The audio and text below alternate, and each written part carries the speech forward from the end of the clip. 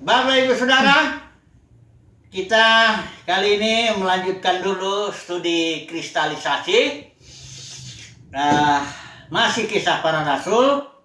Ini sudah tema yang ke-11 yang kita angkatkan dari kitab kisah para rasul. Dan kali ini tema kita adalah peran Roh Kudus dalam gereja, ya.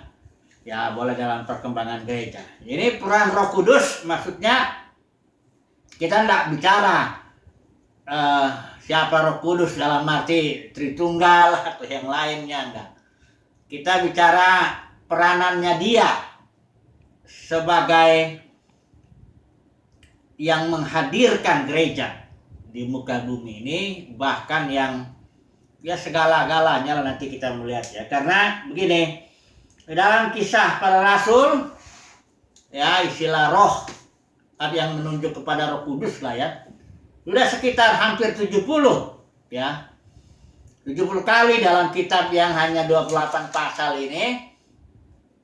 Jadi dari situ saja sudah kelihatan bahwa ini kitab sebenarnya bisa diberi nama Kitab Perbuatan Roh Kudus ya, walaupun ini judulnya Kisah para Rasul atau sebenarnya kisah para saksi, karena bukan hanya rasul yang dikisahkan di sini bagaimana perbuatan mereka, tapi juga kayak Filipus ya, kayak Stefanus itu, atau bahkan jemaat biasa ya yang digerakkan oleh Roh Kudus membisikkan perkataan supaya Paulus waktu itu jangan ke Yerusalem.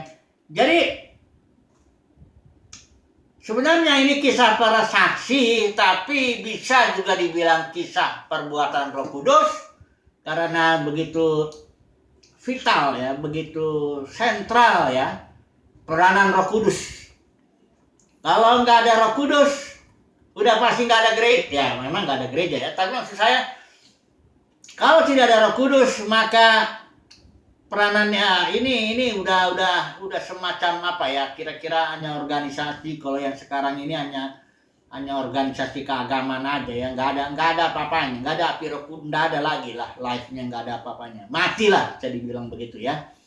Jadi mari kita melihat dulu peranannya yang utama itu ya, yang dibilang di sini bahwa kamu akan ini ya Pak, saya baca dulu ya Pak, kisah pasal 1 ayat 8. Ini kuncinya, ayat ini yang akan nanti membukakan sebenarnya kitab ini dan peranan Roh Kudusnya itu bagaimana.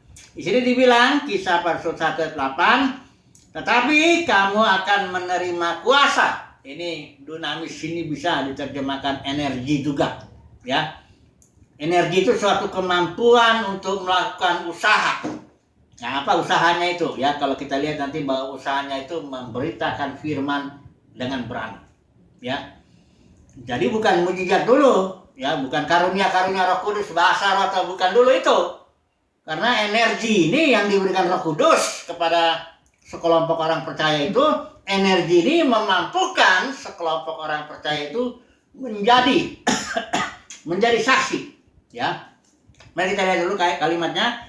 Tetapi kamu akan menerima kuasa atau energi kalau Roh Kudus turun ke atas kamu, dan kamu akan menjadi ya saksiku di Yerusalem, di seluruh Yudea Samaria, dan sampai ke ujung bumi. Jadi peranan Roh Kudus yang pertama ini memberikan energi. Ya, energi ini sebenarnya apa? Energi ini kalau kita bandingkan sedikit lah, kita minta ya di Korintus itu adalah life giving spirit. Jadi roh itu memberikan life ya, memberikan juga karunia-karunia. Life itu joy yang Yesus janjikan, kalau aku datang supaya mereka mempunyai joy, life. Nah, ketika itulah ini digenapi nih ya, ketika Roh Kudus turun. Atau lebih tepat sebenarnya waktu life itu untuk murid-muridnya waktu Yesus bangkit, dia mengembuskan itu life-nya. Tapi di sini Roh Kudus memberikan life dan karunia-karunia. Ini yang kita bisa sebut energi. Karena dengan live itu dan dengan karunia-karunia ini para saksi ini luar biasa Bapak Saudara. Dalam 200 tahun gereja ya. Gereja itu kumpulan orang percaya ya yang mendapat energi itu. Dalam 200 tahun tanpa organisasi, tanpa kepemimpinan yang model sekarang ini, tanpa gedung-gedung, tanpa alat-alat musik, tanpa liturgi-liturgi, tanpa kumpul-kumpul dana. Dalam 200 tahun dunia yang dikenal pada waktu itu sudah ditaklukkan ya. Artinya Injil sudah sampai kepada ujung bumi dalam arti Roma ya, sudah sampai ke sana. Nah, kita akan melihat ini peran Roh Kudus ini ada istilah masalahnya begini ya. Dikatakan gini, Yohanes membaptis kamu dengan air, tapi dia yang datang kemudian itu maksudnya Yesus akan membaptis dengan Roh Kudus. Ya. Jadi istilah dibaptis Roh Kudus ini istilah yang penting juga. Nah, untuk itu mari kita melihat dulu. Ini ada 5 kasus ya. 5 kasus orang dibaptis Roh Kudus ya. Kasus yang pertama tentu pada hari Pentakosta itu ya, di mana Petrus khotbah di mana Roh Kudus turun yang 120 orang itu ya. Kemudian kasus yang kedua yang di Samaria, ketika Samaria sudah menerima firman oleh Filipus itu, tapi Roh Kudus belum turun. Maka Petrus dan Yohanes sebagai rasul, dia menumpangkan tangan dan turun Roh Kudus ya. Kemudian Paulus yang ketika bertobat, Ananias itu menumpangkan tangan, itu juga sebenarnya Roh Kudus turun pada saat itu. Tapi yang terutama dicatat di situ dalam Kisah 9 ayat 17 itu mata Paulus yang buta, karena dia, coba dulu kita lihat ini ayat 17 ini. Ayat 17 dikatakan di sini ya. Lalu pergilah Ananias ke situ dan masuk ke rumah itu, ke rumah di mana Paulus ada. Saulus ya, ia menumpangkan tangannya ke atas Saulus, katanya, Saulus saudaraku, Tuhan Yesus yang telah menampakkan diri kepadamu di jalan yang kau lalui telah menyuruh aku kepadamu supaya engkau dapat melihat lagi, dan di sini dibilang penuh dengan Roh Kudus. Itu artinya dia dibaptis Roh Kudus pada waktu itu. Tapi ayat 18 hanya dikatakan selaput gugur dari matanya. Karena begini Bapak Saudara. Ini ada, tunggu dulu, satu kasus lagi, Cornelius ya, kasus ketiga. Itu juga dibaptis oleh Roh Kudus ya, waktu itu Petrus khotbah dan tiba-tiba Roh Kudus turun. Kemudian yang di Efesus ya, pasal 19 ayat 6. Pasal 19 ayat 6 itu, mari kita baca dulu ini, pasal 19 ayat 6 ya. Dan ketika Paulus menumpangkan tangan di atas mereka, turunlah Roh Kudus ke atas mereka dan mulailah mereka berkata-kata dalam bahasa roh dan bernubuat. Nah, ini sekarang dulu ya masih ada perdebatan mengenai apa tandanya kalau seseorang itu menerima Roh Kudus atau dibaptis dengan Roh Kudus ya. Kita harus tahu dulu yang membaptis dengan Roh Kudus itu Yesus. Mari kita lihat dulu sebentar di sini ya. Dasarnya pembaptisan Roh Kudus itu supaya, karena ada ajaran juga ya, karena murid mula-mula ini berdoa 10 hari, jadi ada doa-doa menantikan Roh Kudus ya. Nah, ini jadi salah ya.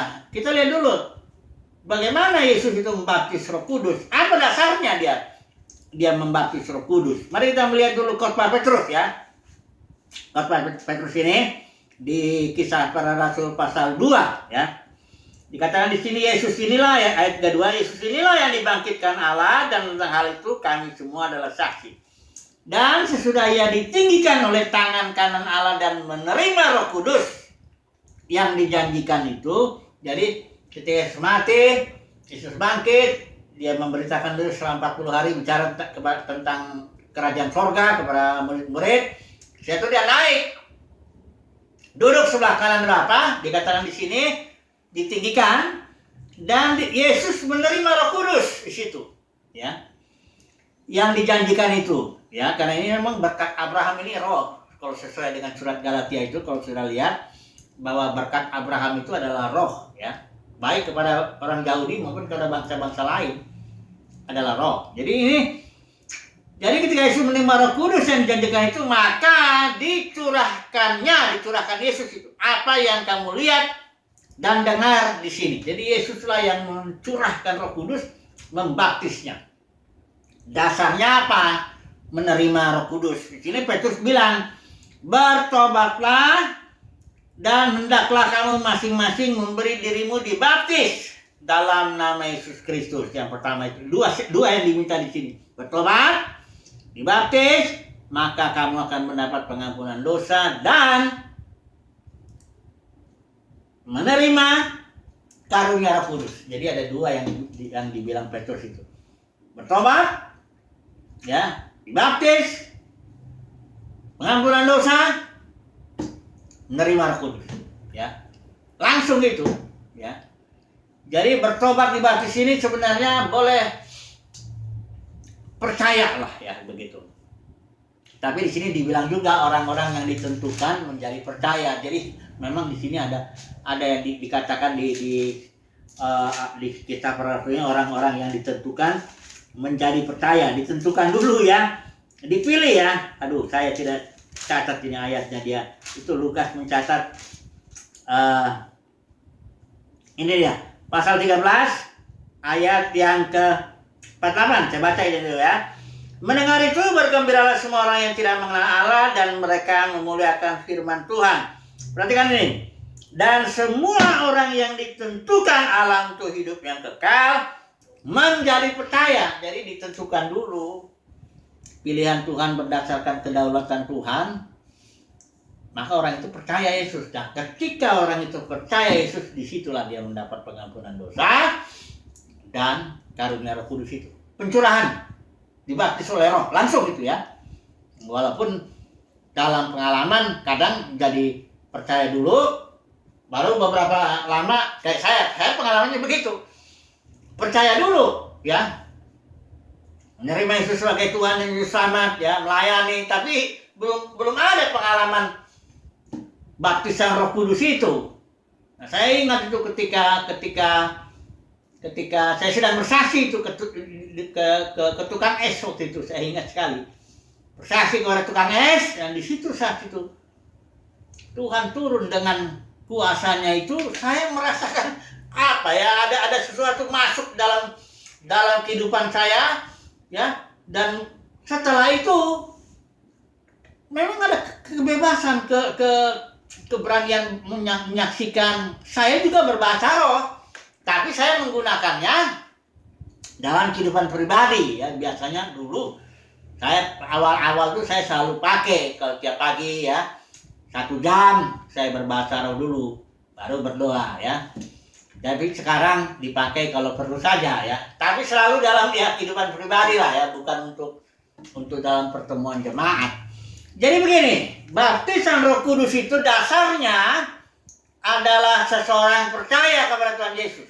Kenapa orang bisa percaya kepada Tuhan Yesus? Ya, karena dia dipilih, ditentukan, ya. Maka dia percaya, di saat itu langsung dia dibaptis dulu dengan air, kemudian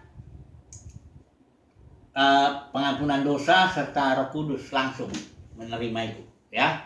Jadi dasarnya itu, bukan dasarnya doa-doa, nunggu-nunggu, puasa-puasa, enggak begitu. Percaya saja kepada Tuhan Yesus, langsung dapat itu, ya. Karena itu dasarnya. Nah, Yesus sudah ditinggikan di sebelah kanan Bapa. Siapa yang percaya langsung pengampunan dosa dan pencurahan Roh Kudus, ya.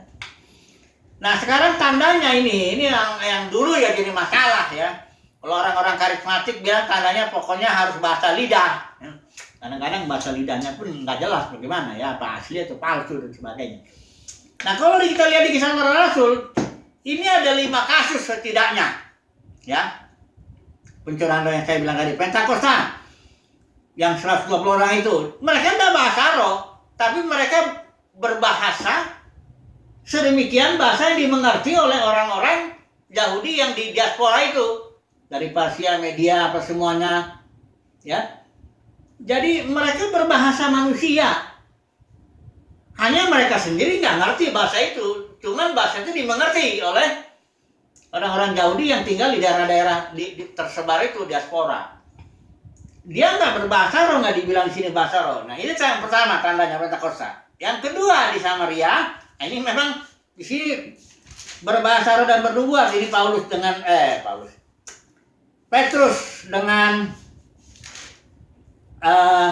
Petrus dengan Yohanes ya. Di ayat 14 ini pasal 8 ya. Ketika rasul-rasul di Yerusalem mendengar bahwa tanah Samaria telah menerima firman Allah, mereka mengutus Petrus dan Yohanes itu. Setibanya di situ, kedua rasul itu berdoa supaya orang-orang Samaria itu beroleh Roh Kudus. Ya. Kemudian dikatakan di sini, kemudian keduanya menumpangkan tangan dari mereka, lalu mereka menerima Roh Kudus. Ya. Oh di sini justru tidak ada disebut tandanya juga. Ya. Alkitab berdiam. Ya pokoknya mereka menerima Roh Kudus. Ya. Nah, kemudian yang kasus Paulus, walaupun yang Paulus berbahasa roh, tapi ketika Ananias menumpangkan tangan itu nggak dicatat di sini dibilang berbahasa roh, ya. Tapi waktu Cornelius, ya dicatat itu, ya. Kalau lihat kita pasal 10, Cornelius ketika dibaptis Roh Kudus, itu dibilang di sini dia berbahasa roh. Mana dia nih ayatnya ya, di Kaisaria pasal 10 ayat yang ke ini ya, ayat 44 turunlah Roh Kudus. Kemudian dikatakan di sini dilihat ayat 46, sebab mereka mendengar orang-orang itu berkata-kata dalam bahasa roh dan bernubuat, memuliakan Tuhan. Nah di kasus Efesus juga begitu. Efesus ini 19 ayat 6. Coba dulu kita lihat lagi sebentar. 19 ayat 6 ya. 19 ayat 6. Di sini dikatakan ketika Paulus menumpangkan tangan di atas mereka, turunlah Roh Kudus ke atas mereka dan mulailah mereka berkata-kata dalam bahasa roh. Jadi ada 5 kasus. Di sini dikatakan yang pertama itu tidak dibilang berbahasa roh, Pentakosta itu, tapi berbahasa-bahasa yang orang lain ngerti. Di Samaria juga tidak dikatakan begitu, Paulus juga tidak. Hanya Cornelius dan yang di Efesus ini. Ini dibilang. Artinya apa? Artinya tanda orang dibaptis Roh Kudus tidak harus berbahasa roh. Itu artinya. Kalau memang harus berbahasa roh, tentu dalam 5 kasus ini harus dibilang. Yang dibaptis Roh Kudus dan mereka berbahasa roh. Ini dibaptis Roh Kudus berbahasa roh. Harus begitu. Kalau misalnya Alkitab berdiam diri, nah ini kita jangan berani mengatakan bahwa tandanya harus bahasa roh. Akhirnya dipaksa-paksa lah. Ya, orang berbahasa roh. Supaya itu ketahuan tanda dia dipenuhi Roh Kudus. Nggak bisa begitu. Justru tanda orang dicurahkan Roh Kudus itu adalah menjadi saksi. Menjadi saksi dalam arti berani memberitakan firman Tuhan. Itu tandanya. Harus itu. Kalau ada orang pengecut nggak berani ngomong firman Tuhan, nggak berani bersaksi, itu tanda dia belum penuh Roh Kudus. Ya, karena murid-murid juga gitu. Waktu belum turun Roh Kudus, mereka ngunci pintu, takut sama orang Yahudi. Ya? Tapi begitu Roh Kudus turun, balah. Walaupun mereka orang sederhana, nggak berpendidikan, ketika berhadapan dengan Sanhedrin, wah itu dia bilang, kamu yang menyalibkan Yesus itu. Yesus sudah dijadikan Tuhan dan Kristus. Petrus begitu berani. Sampai orang Yahudi yang berpendidikan, yang punya jabatan, yang kaya juga itu. Waduh, kok bisa begini? Itu tandanya. Tanda yang harus ada itu. Setiap orang yang dipenuhi Roh Kudus, pasti dia berani memberitakan firman kebenaran. Baik atau tidak baik waktunya. Ya. Itu tanda. Kalau itu nggak boleh. Karena ini doa jemaat juga begini ya. Doa jemaat ini, ketika itu jemaat berdoa, ini ya, ayat pasal 5. Dan penuh Roh Kudus itu berulang-ulang. Ya. Ini pasal 5 ini ya. Pasal 4 ya, yang di ayat 31 ya. Ini udah ini dua jemaat ya, sudah percaya sudah dipenuhi Roh Kudus. Ayo mereka doa. Dan ketika mereka sedang berdoa, goyanglah tempat mereka berkumpul itu. Dan mereka semua kembali ya, penuh Roh Kudus lagi. Lalu ini akibatnya, mereka memberitakan firman Allah dengan berani. Jadi dipenuhi Roh Kudus berulang-ulang juga. Tapi tandanya tetap satu. Berani memberitakan firman kebenaran. Ya. Itu sebabnya kenapa gereja ini dalam hanya waktu 200 tahun itu menaklukkan dunia yang dikenal pada zaman itu. Karena mereka berani beritakan firman. Tetangga-tetangga mereka nggak dibatasi oleh gedung, nggak dibatasi oleh organisasi, nggak dibatasi oleh liturgi, nggak dibatasi macam-macam, nggak ada. Mereka hidup aja alamiah, tapi berani terus, beritakan firman terus. Akibatnya ya begitu, takluklah dunia itu. Ya. Ini ya, jadi tanda orang dibaptis Roh Kudus adalah berani memberitakan firman Tuhan. Nah, kalau kita melihat kembali bahwa poin kedua yang mau saya sampaikan, bahwa karena ini kalau kita lihat ada hampir 70 kali ya istilahnya Roh Kudus di sini, ada 70 kali ya, ada istilahnya Roh Kudus memimpin. Kalau saya bacakan aja ya beberapa ayat yang menunjukkan Roh Kudus memimpin. Jadi kalau dibilang peran Roh Kudus yang kedua, yang pertama tuh dia membaptis, memenuhi ya. Yesus yang membaptis, tapi Roh Kudus itu memenuhi hati orang percaya, itu memberikan energi ya. Peran pertama Roh Kudus itu memberikan energi, life dan juga karunia-karunia, sehingga orang menjadi saksi. Nah, yang peran kedua Roh Kudus itu dia memimpin. Nah, ini dia, sudah lihat ini. Ini saya sebut ayat-ayatnya. Dikatakan di sini ini pasal 6. Roh yang mendorong dia berbicara ya. Roh yang mendorong memimpin ya. Ini saya bantu sini. Kemudian pasal 8, lalu kata Roh kepada Filipus. Pasal 8 lagi juga, Roh Tuhan tiba-tiba melarikan Filipus. Pasal 9, jumlahnya makin bertambah besar oleh pertolongan penghiburan Roh Kudus. Ayat 10, berkatalah Roh ya. Ayat pasal 13, berkatalah Roh Kudus, khususkanlah Barnabas dan Saulus ya. Pasal 13 lagi, oleh karena disuruh Roh Kudus. Terus dikatakan lagi, sebab adalah keputusan Roh Kudus ya. Terus kemudian karena Roh Kudus mencegah mereka jangan beritakan Injil, itu pun diatur Tuhan oleh Roh Kudus ya. Pasal 16, Roh Yesus tidak mengizinkan mereka untuk Paulus mau pergi ke Asia, karena Paulus diarahkan akhirnya datang ke Eropa, dia ke Filipi, kota pertama di Makedonia itu, Eropa itu ya. Kemudian sebagai tawanan Roh, ini Paulus ini bilang begitu, dia ditawan oleh Roh karena dia dipimpin Roh, itu dalam arti dia hambanya ya. Kemudian kamulah yang ditetapkan Roh Kudus, jadi Roh Kudus menetapkan para penatua. Ini pasal 20 ya. Pasal 21, oleh bisikan Roh, murid-murid itu nasihatin Paulus supaya Paulus jangan ke Yerusalem. Ini Roh Kudus juga ya.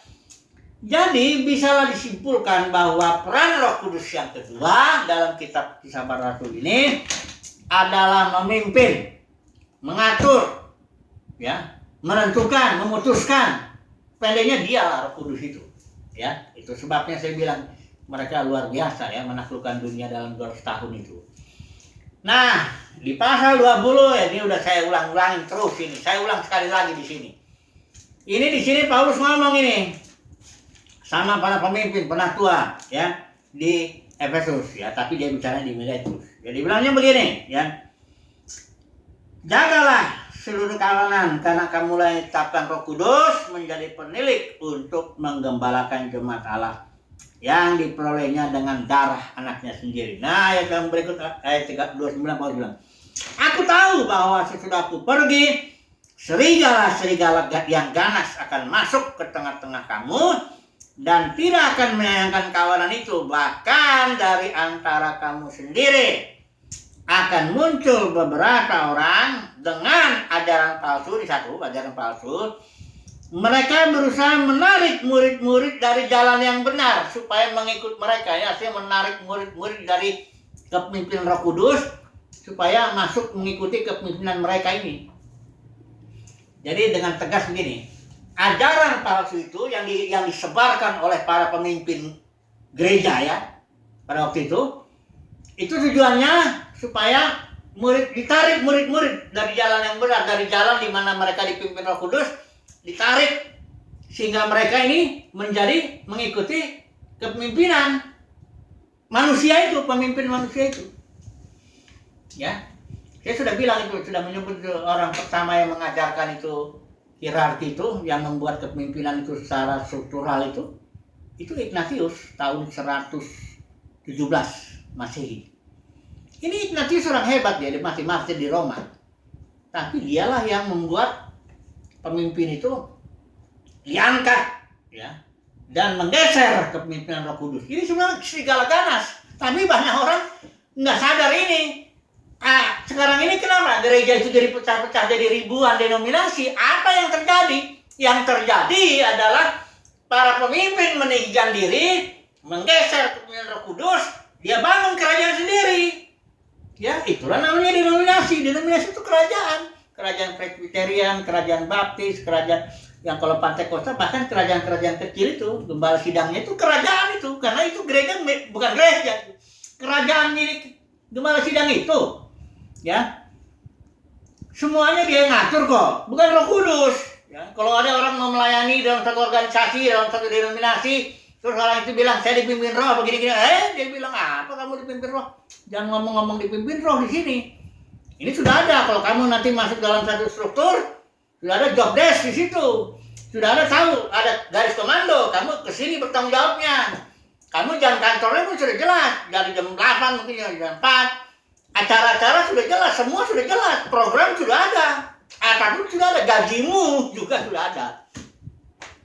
PK kalau istilahnya ya, supaya agak sedikit sopan, enak gitu. Persembahan kasih. Jadi artinya apa sebenarnya ini? Peran Roh Kudus itu digeser, gitu loh. Dan diganti dengan peran pemimpin. Itulah denominasi itu. Ini serigala ganas. Nah, banyak orang dengan entengnya merubah ya, dia denominasi tapi dia bilang saya gereja. Nah, ini kacau. Padahal gereja dengan denominasi itu bedanya apa? Kalau gereja ini hanya ada di waktu mula-mula, sekarang gereja udah pecah. Istilah kalau gelas ya. Gelas itu menampung Roh Kudus ya. Bayangkanlah ini gelas penuh dengan air. Itulah gereja, dipenuhi Roh Kudus. Terus gerejanya pecah. Ya tentu pecahannya itu masih ada air-airnya itu kan. Tapi kan nggak lagi apa. Jadi kalau denominasi bedanya dengan gereja, kalau gereja dipenuhi Roh Kudus. Kalau denominasi ya percikan-percikan airnya aja masih ada. Barangkali ada denominasi tertentu yang Roh Kudusnya masih lebih banyak daripada denominasi lain misalnya. Kayak dulu saya denominasinya karismatik, jadi merasa kami itu Roh Kudusnya lebih banyak lah daripada gereja-gereja yang tradisional itu yang udah tinggal organisasi keagamaan aja. Tapi itu bukan gereja, udah denominasi semua, udah pecahannya semua hancur, udah. Karena serigala ganas, karena pemimpin itu. Nah sekarang kalau, ini saya tutup dulu, udah cukup lah dulu ya. Dua peran Roh Kudus itu saya bagikan. Yang pertama, dia memberikan energi, sehingga orang bersaksi, menjadi saksi. Saksi itu apa? Berani memberitakan firman Tuhan. Yang kedua, peran Roh Kudus. Dia memimpin, tapi dia udah digeser sekarang. Dia digeser oleh para pemimpin yang dengan ajaran palsu menarik murid-murid. Ya. Kalau yang ditarik bukan murid aja, saya selalu bilang yang ditarik bukan hanya murid, tapi juga duitnya. Gimana cara narik duit? Pakai ajaran palsu. Apa itu ajaran palsu? Perpuluhan, buah sulung, entah janji iman, apapun juga itu ditarik. Nah, saya sudah bilang kalau perpuluhan itu zaman Musa untuk orang Israel. Kita sini apa urusannya? Ya, jadi kalau soal secara teologis kalau saya jelasin perpuluhan, orang harusnya ngerti secara teologis. Tapi kalau soal perut, ini repot. Kalau soal perpuluhan manusia, repot ya. Kalau uang itu repot. Ya udahlah, terserahlah kalau nanti tanggung jawab sama Tuhan itu aja lah. Tapi yang jelas itu ajaran palsu itu, perpuluhan, buah sulung, semua palsu itu digunakan oleh pemimpin untuk narik duit. Bukan hanya narik orang, narik duit juga. Dan dia bangun kerajaan sendiri. Itu serigala ganas yang memecahkan gereja. Ya, jangan bilang itu gereja itu kerajaannya dia lebih cocok. kerajaan dia itu, milik dia itu semua. Kalau dia punya aset, itu aset atas nama dia itu. Nanti diwariskan sama anaknya, kan biasanya begitu. Ya. Ini saya terus terang bilang, karena itu serigala ganas, harus disampaikan. Kalau saudara dan saya orang pilihan Tuhan, kita nggak mau ambil bagian dalam perbuatan-perbuatan para pemimpin yang begitu. Kita mau melayani dalam secara organisme, beritakan firman, ya, baik atau tidak baik waktunya, orang mau respon apapun silakan, ya. Kita hidup dengan iman bersama Tuhan. Kadang-kadang ada kayak burung gagak Tuhan ini, kadang-kadang janda sarfas, kadang-kadang kita kerja sendiri kayak Paulus. Kita nggak narik uang, ya. Kalaupun sebenarnya orang memberi memang hak kita, tapi kita tidak mau. Maksudnya bukan menolak begitu. Maksud saya tidak menggunakan ajaran palsu untuk tarik uang.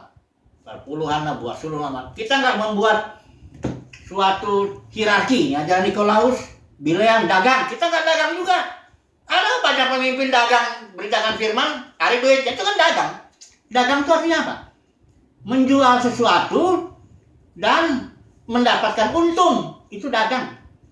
Menjual itu tidak harus barang, jasa juga bisa. Jasa saya sebagai pengkhotbah, jasa saya sebagai pelayan, saya jual itu. Saya dapat duit, itu dagang, itulah Bileam. Kita jangan lakukan itu. Ya, para pemenang atau umat pilihan Tuhan tidak dagang, ya. Kita memberikan sesuai dengan pimpinan Tuhan, kita berikanlah firman Tuhan apa adanya. Kita nggak cari kemuliaan manusia juga, kita mau menyenangkan Tuhan, karena Tuhanlah yang nanti menghakimi kita semua. Semua kita akan menghadap tahta pengadilan Kristus. Nah, ini dia, ya.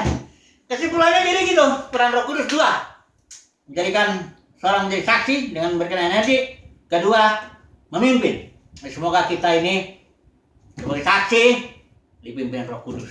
Haleluya. Amin.